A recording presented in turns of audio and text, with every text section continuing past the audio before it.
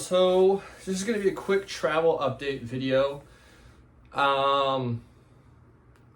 Where to start with this? So first off, please disregard this like prison cell looking hotel room. It was only $20 a night in South Korea. So, you know, you get what you pay for. I'm not really a person when I travel. I pay for a nice room. Like as long as it has a bed and a shower and some privacy, I'm cool with it because for the most part, because I'm out of the room for most of the time. So again, I don't travel luxuriously. I see a hotel room, if you want to call that, as just a place to put my stuff and go to bed.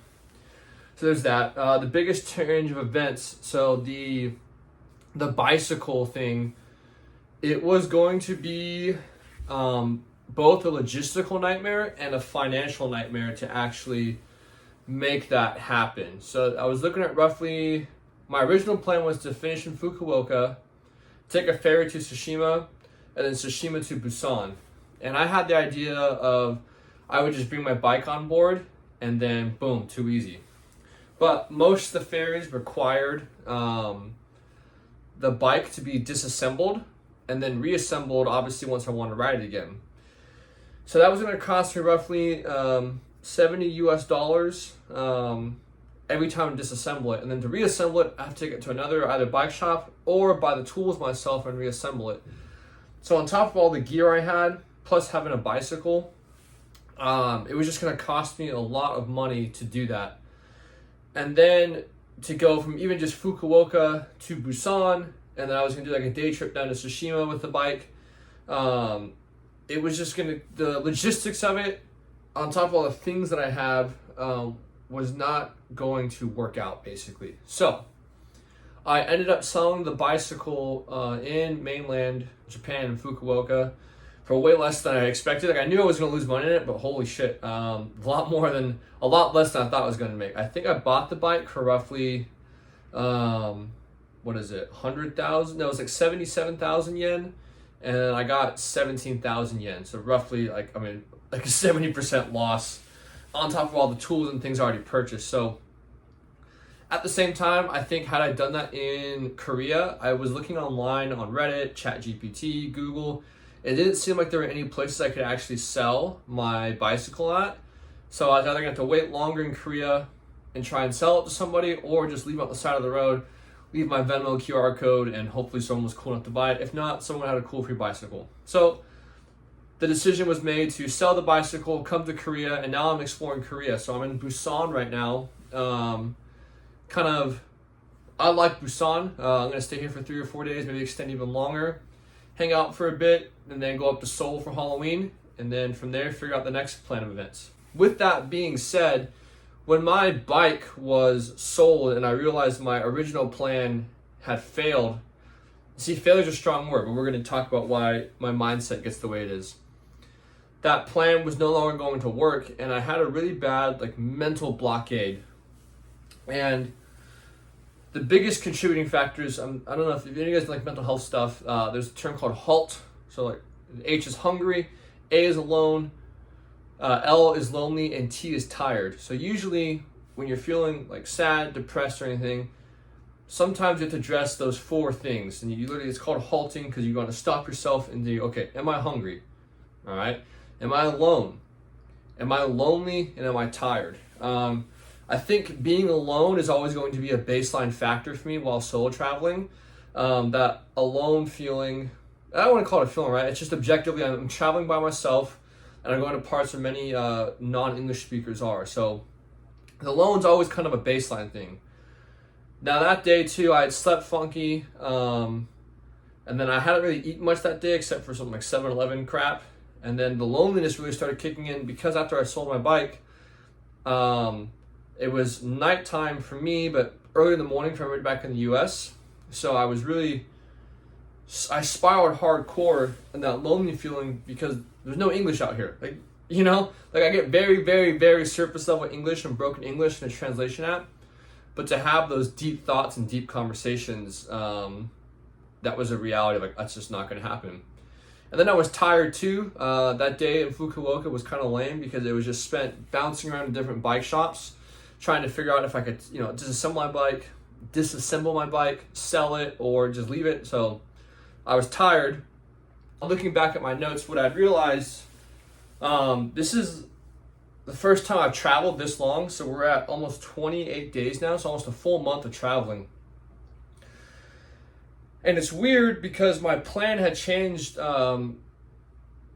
dramatically, because I was planning to bike across all of Korea as well. I had this really bad decision paralysis of I could literally go anywhere I wanted in Asia. Flights are very cheap once you're out here.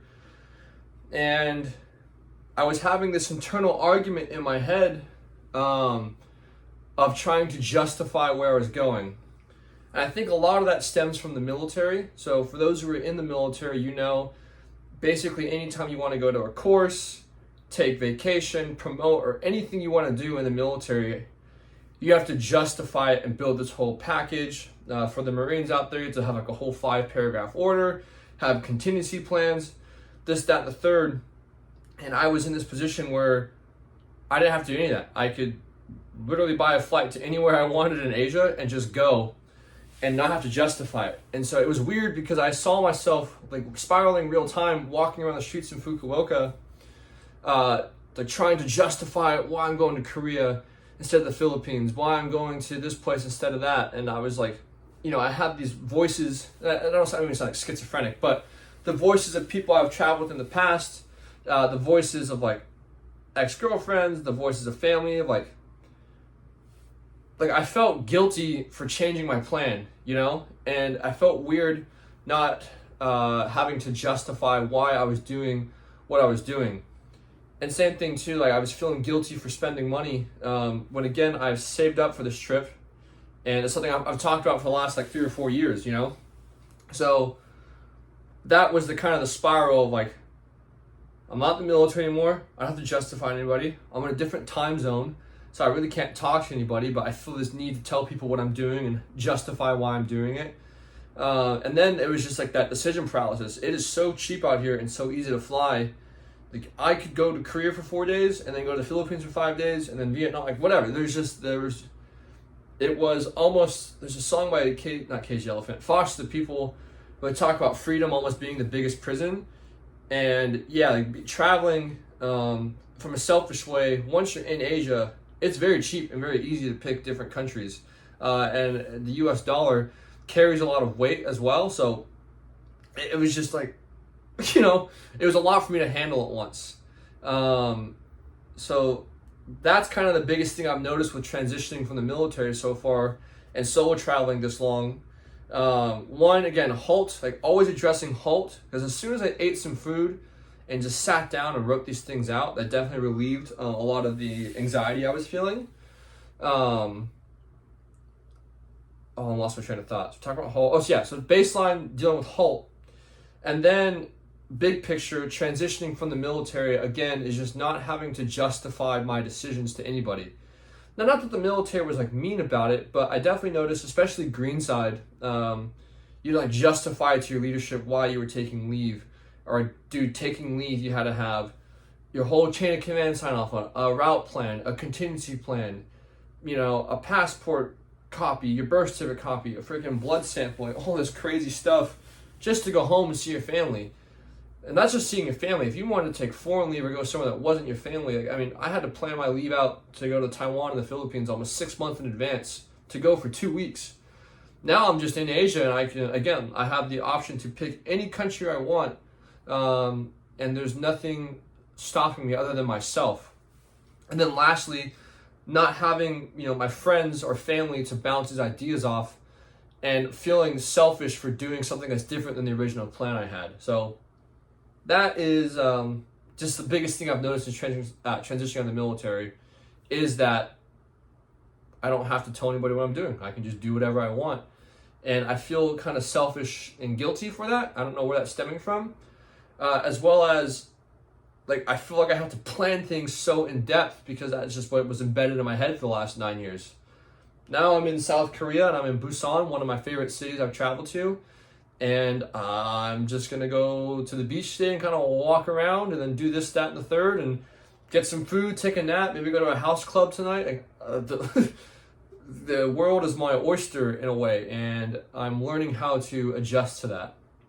So that's kind of the update on traveling right now. We're in South Korea in Busan. I'm going to stay here for 7 to 10 days. And then the Philippines is going to be my next destination. So I'm very excited. I'm going to go to Manila, going to go to Siargao again to surf, and then go from there. So I'm working on my last bike video. And then today I'm just going to roam around with the GoPro and talk about things in Korea and then go from there.